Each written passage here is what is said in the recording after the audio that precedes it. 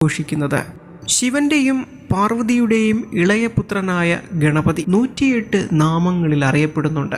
കലയുടെയും ശാസ്ത്രത്തിൻ്റെയും അറിവിൻ്റെയും ദേവനായി ഗണപതി അറിയപ്പെടുന്നു.